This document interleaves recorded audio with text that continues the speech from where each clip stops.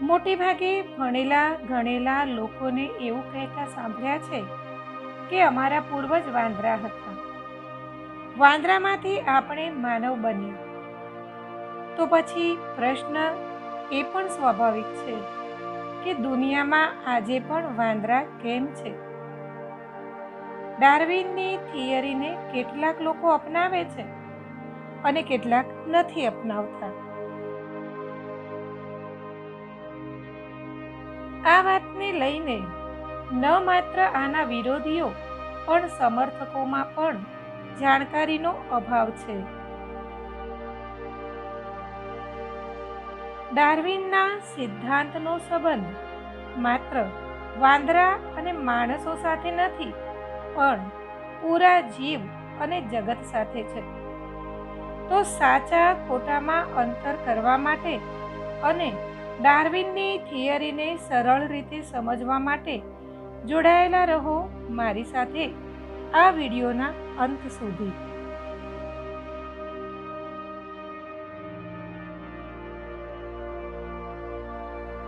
જાણવાની વાત તો એ છે અને સમજવાની વાત પણ એ છે કે આપણી અને વાંદરાઓની વચ્ચે કેટલી, જેમ કે ડીએનએ, હરકત, આદતો બેશક મળતી આવે છે, પણ આપણે વાંદરામાંથી માણસો નથી બન્યા. ડાર્વિનની ઇવોલ્યુશન થિયરીનો ક્યારેય આ અર્થ હતો જ નહીં.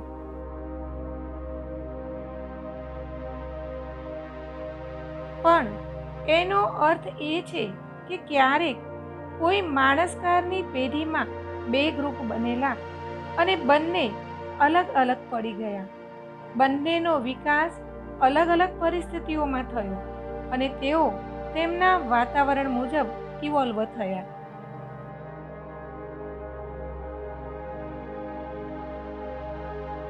વાંદરો, ચિમ્પાન્જી, ગોરિલા જેવા માણસો સાથે મળતા ઝૂલતા જીવો આપણા પૂર્વજ નથી, પણ આપણા કઝિન છે.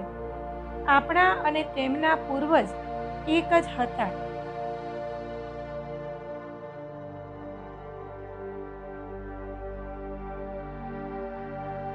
ડાર્વિનની થિયરી કોઈ સીધી રીતે જીવ વિકાસની વાત કરતી નથી, પણ તે શાખાઓ ઉપર શાખાઓથી વિકસતા વિકાસની વાત કરે છે.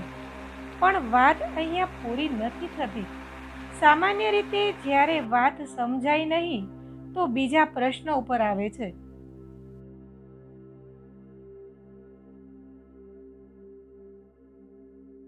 જેમ કે આપણને અત્યારે કોઈ જીવ બદલાતો કેમ નથી દેખાતો?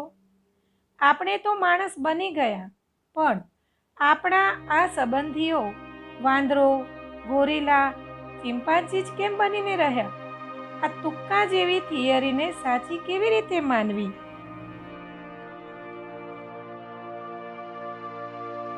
જો વિકાસવાદ સાચો છે તો તેની સાબિતીઓ ક્યાં છે?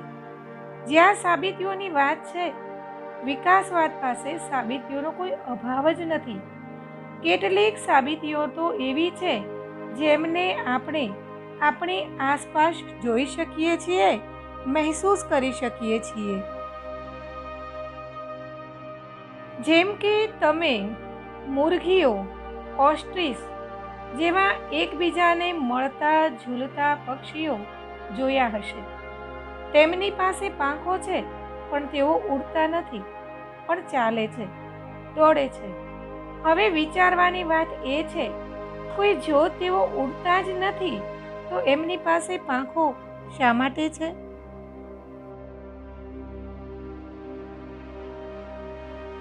હકીકતમાં આ એ જ ઇવોલ્યુશનની સાબિતી છે કે જે કહે છે કે ક્યારેક એમના પૂર્વજ ઉડતા હતા. એમાંથી કેટલાક એવા વાતાવરણમાં રહેવા લાગ્યા જ્યાં ઉડવાની જરૂરિયાત જ ના રહી તો ઉડવાનું છૂટી ગયું. અને આ અવશેષી અંગ રહી ગયા.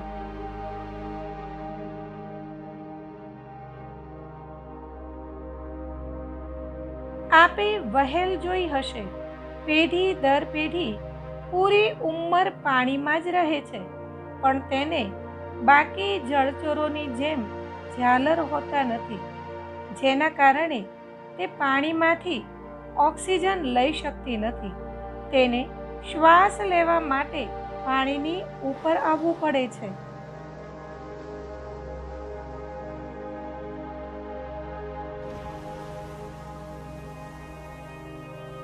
તેની પાણીમાં તરવા માટેની પદ્ધતિ પણ તદ્દન અલગ છે. તે બાકી જળચરોની જેમ પૂંછડીને ડાબે જમણે કરવાની જગ્યાએ થલચરોની જેમ ઉપર નીચે કરે છે.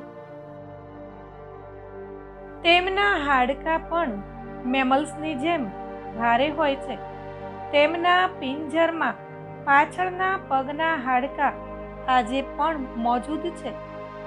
આ જ ઇવોલ્યુશનની સાબિતીઓ છે જે આપણને કહે છે કે ક્યારેક આમના પુરખાઓ જમીન ઉપર રહેતા હતા, જેમણે પાછળથી પાણીને પોતાનું ઘર બનાવી લીધું. કેવી રીતે જીવ આટલા બદલાયા છે તેને આપણે એક ઉદાહરણથી સમજી શકીએ.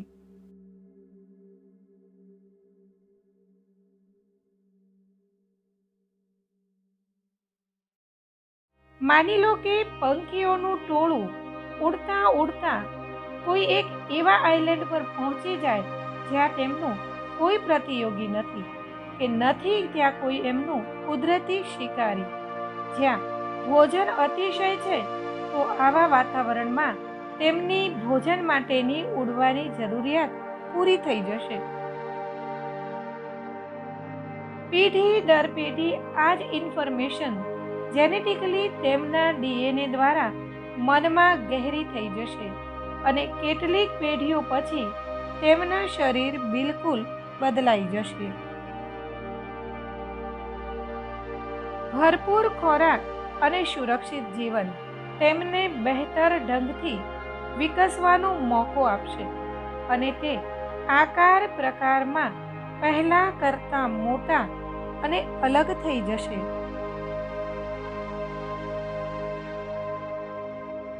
તેમની પાંખો ઉડવા લાયક નહીં રહે, પણ મુરગીઓની જેમ માત્ર નામની જ રહી જશે. વળી એમાં કોઈ પણ બીજા માણસ તેને પકડીને પાલતું બનાવી દે તો તેમની મહેનત વધારે ઓછી થઈ જશે.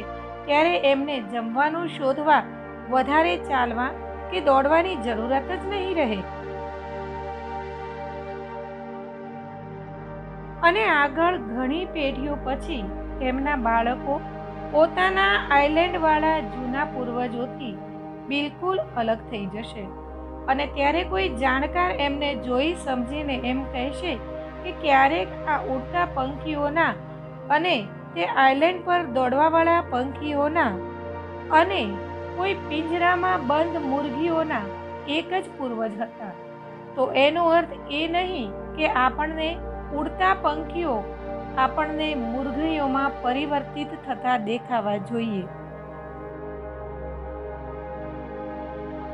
આપણે પ્રશ્ન કરી શકીએ છીએ, આ જ વસ્તુ આપણને બીજા પ્રાણીઓથી અલગ કરી શકે છે અને એટલે જ સામાન્ય પ્રાણીમાંથી માણસ બનવાની વાર્તા એ વખતથી શરૂ નથી થતી જ્યારે એણે બંને પગભર ચાલવાનું શરૂ કર્યું. ત્યારે પણ એ બીજા જીવોની જેમ જંગલી જીવન જ જીવતો હતો. ત્યારે પણ એનું જીવન ભોજન, પ્રજનન અને સુરક્ષા પૂરતું સીમિત હતું.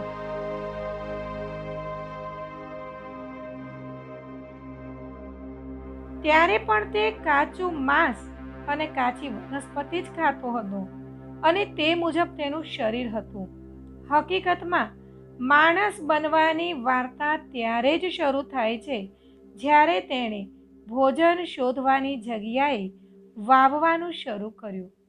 શોધવા માટે તેની પાસે ઘણું બધું હતું. માણસના પ્રશ્ન પૂછવાની આદત અને તેની શોધેલી બુદ્ધિએ જ તેને માણસ બનાવ્યો છે. આજે બેશક તે કેટલાક સવાલો દ્વારા પોતાના અતીતથી ભાગવાનો પ્રયત્ન કરતો હોય અને પોતાને સીધો વર્તમાનમાં ધરતી પર ઉતારવામાં આવેલો શ્રેષ્ઠ પ્રાણી માનતો હોય પણ તેના અતીતની નિશાનીઓ એની એક સાધારણ વસ્તુથી માણસ બનવાની સાબિતી આપે છે. તો આવા જ કંઈક અવનવા રહસ્યો જાણવા માટે ફરીથી મળીશું આપણે આપણી આ જ ચેનલમાં કોમેડી રોક્સમાં. ત્યાં સુધી ચેનલને શેર કરવાનું, સબસ્ક્રાઈબ કરવાનું, કોમેન્ટ કરવાનું ભૂલતા નહીં.